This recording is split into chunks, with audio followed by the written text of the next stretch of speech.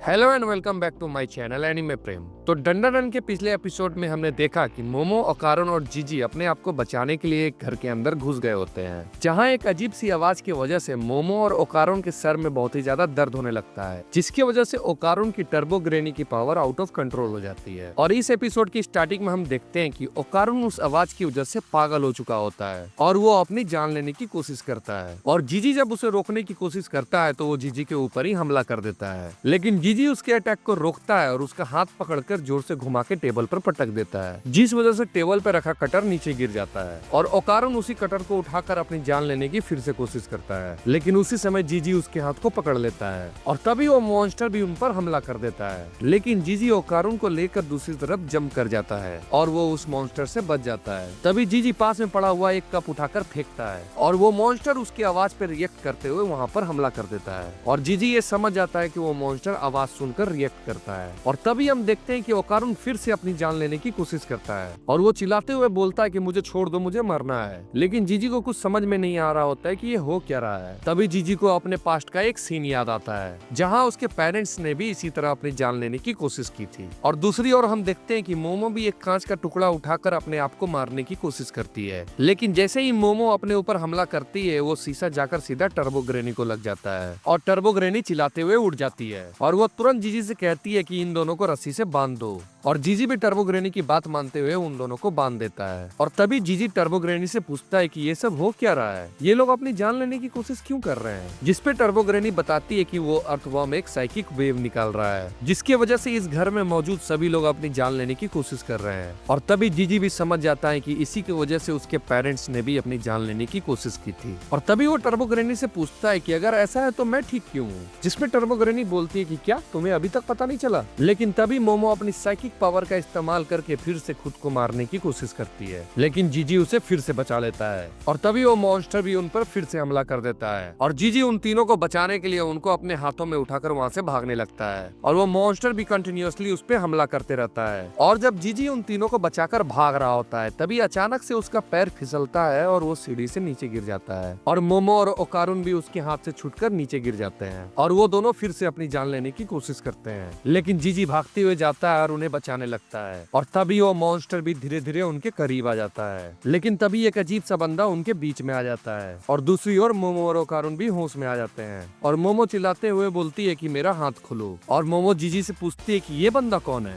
और तभी वो बंदा अपने सर को पूरा 360 डिग्री घुमा देता है और उनकी ओर देखने लगता है, जिसकी वजह से जीजी के नाक से खून निकलने लगता है। तभी टर्बो ग्रेनी पीछे से चिल्लाते हुए कहती है कि उसकी आंखों में मत देखना, क्योंकि जो भी उसकी आंखों में देखता है वो पागल हो जाता है और अपनी जान लेने की कोशिश करता है। वो एक एविल आई है। जिसपे मोमो बोलती है कि सुसाइड, ये तो बिल्कुल उस मॉन्स्टर की साइकिक वेव की तरह है। जिसपे टर्बो ग्रेनी कहती है कि हाँ, इन दोनों की पावर सेम है, इसलिए वो एक दूसरे को कैंसिल कर रही है। तभी मोमो बोलती है मुझे तो कुछ समझ में नहीं आ रहा, लेकिन ये अर्थवर्म मूव नहीं कर रहा। और तभी ओकारुन अपनी टर्बो ग्रेनी की पावर को इस्तेमाल करके उस मॉन्स्टर के सर को काट देता है, लेकिन उस मॉन्स्टर का सर फिर से रीजनरेट हो जाता है और वो मॉन्स्टर उन पे फिर से हमला कर देता है और वो लोग अपनी जान बचाकर वहाँ से भागने लगते हैं। और जीजी भागते हुए उस एविल आई से पूछता है कि क्या वो तुम ही तो नहीं जिसकी वजह से मेरे पेरेंट्स ने अपनी जान लेने की कोशिश की थी। लेकिन तभी वो एविल आई पीछे से आता है और जीजी की आंखों में देख लेता है और तभी सीन शिफ्ट होता है और हमें एविल आई का पास्ट दिखाया जाता है, जहाँ हम देखते हैं कि कुछ बच्चे खेल रहे होते हैं और एविल आई एक कमरे के अंदर बंद होता है, जो खिड़की से उन बच्चों को खेलते हुए देखता है और उसे देखकर ये साफ पता चल रहा होता है कि वो काफी दिन से उस कमरे में भूखे प्यासे बंद था।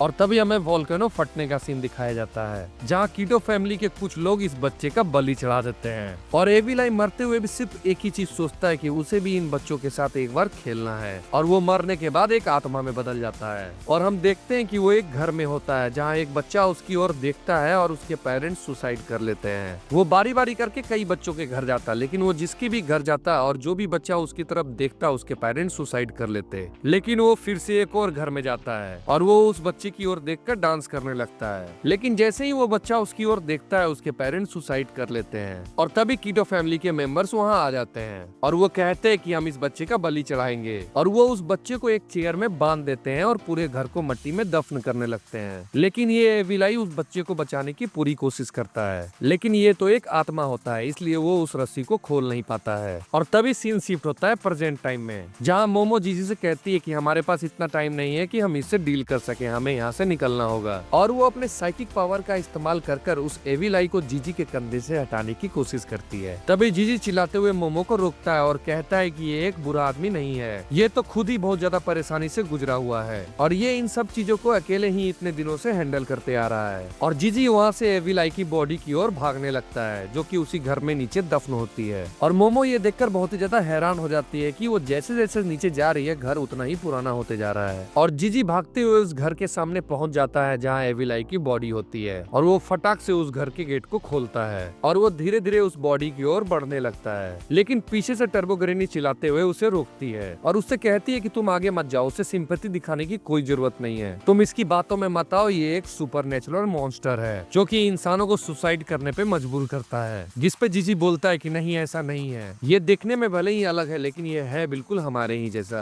जिस पे टर्बो ग्रैनी चिल्लाते हुए कहती कि बेवकूफ, तुम्हें समझ में नहीं आता, ये हमारे जैसा नहीं है। और तभी वो मॉन्स्टर अपने पावर का इस्तेमाल कर एक सुपर स्टिकी लिक्विड अपने मुंह से निकालने लगता है और मोमो चिल्लाते हुए बोलती है कि ओकारुन तुम किधर हो। और हमें ओकारुन को दिखाया जाता है जो कि एक घर के ऊपर लेटा हुआ होता है और वो बिल्कुल भी हिल नहीं पा रहा था। और इधर हम देखते हैं कि मोमो जीजी से कहती है कि हमें यहाँ से निकलना होगा और वो अपने साइकिक पावर का इस्तेमाल कर वहाँ से निकलने की कोशिश करती है। लेकिन वो जैसे ही जीजी की ओर देखती है वो शॉक हो जाती है और तभी सीन शिफ्ट होता है और हम देखते हैं कि जीजी उसी कमरे में पहुंच गया होता है जहाँ उस बच्चे को बंद किया गया था। और जीजी वहाँ पहुंच के उससे माफी मांगता है और उससे कहता है कि मुझे इतने दिनों से लग रहा था कि ये सब तुम्हारी गलती है, लेकिन मुझे ये नहीं पता था कि तुम तो खुद ही इतने ज्यादा पेन से गुजर रहे हो। और वो बच्चा धीरे धीरे बोल रहा होता है कि मुझे खेलना है, मुझे खेलना है। और तभी जीजी उसके पास जाता है और कहता है कि मैं तुम्हारे साथ तब तक खेलूंगा जब तक तुम खेलना चाहते हो। और बस जीजी की ये बात बोलने की ही देर थी, जैसे ही जीजी ये बात बोलता है वो मॉन्स्टर उसकी बॉडी पे कब्जा कर लेता है। और टर्बो ग्रैनी चिल्लाते हुए कहती है कि मैंने कहा था कि एविलाई पे भरोसा मत करो। और तभी उन तीनों को फिर से शौक लगता है और वो तीनों जमीन पे गिर जाते हैं और वो अर्थवर्म मॉन्स्टर अपनी साइकिक वेव उन तीनों के ऊपर छोड़ने लगता है। और वो जैसे ही मोमो को खाने के लिए आगे बढ़ता है, जीजी अचानक से उड़ता है और उसके मुंह पर एक पंच मार देता है। और फिर हम देखते हैं कि वो एविलाई मोमो से कहता है कि फाइनली मैंने इसकी बॉडी पे कब्जा कर लिया और अब मैं सारे इंसानों को मार दूंगा। और तभी टर्बो ग्रैनी पीछे से चिल्लाते हुए मोमो से कहती है कि जल्दी यहाँ से निकलो नहीं तो ये हमें मार देगा। और तभी वो एविलाई पीछे घूमता है और मोमो के ऊपर अटैक कर देता है, लेकिन मोमो जैसे तैसे करके बच जाती है। और ये एविलाई टर्बो ग्रैनी से कहता है कि तुम भी तो एक मॉन्स्टर हो, तुम इंसानों की गुलाम कब से बन गई। तभी मोमो चिल्लाते हुए कहती है कि जीजी तुम्हें हो क्या गया है। जिस पे एविलाई कहता है कि तुम किससे बातें करने की कोशिश कर रही हो, ये अब मेरा एक वेजल है और अब मैं इंसानों को बताऊंगा कि नरक क्या होता है। और तभी पीछे से वो मॉन्स्टर इन पे हमला कर देता है, लेकिन एविलाई अपने पावर का इस्तेमाल करके खुद को बचा लेता है और वो उस घर में मारे गए सभी लोगों की आत्मा को कलेक्ट करके एक फुटबॉल बना लेता है और वो उसी फुटबॉल का इस्तेमाल करके उस मॉन्स्टर के ऊपर हमला कर देता है और उसको बहुत ही बुरी तरह से मारने लगता है। जिसे देखकर मोमो कहती है कि जीजी के साथ ऐसा क्यों हुआ। जिस पे टर्बो ग्रैनी कहती है कि क्या तुम्हें कुछ समझ में नहीं आया, तुम्हारी ग्रैनी ने तो कितनी बार ही कहा था कि ये लड़का एक जीनियस है और तो और इसकी फिजिकल स्ट्रेंथ भी काफी अच्छी है, जिसकी वजह से एविलाई ने इसे अपना वेजल बनाया। और टर्बो ग्रैनी मोमो से कहती है कि सावधान रहो, ये हमारे साइड बिल्कुल नहीं है। और तभी वो एविलाई उसी फुटबॉल से मोमो के ऊपर हमला कर देता है, लेकिन मोमो अपने साइकिक पावर का इस्तेमाल कर बच जाती है।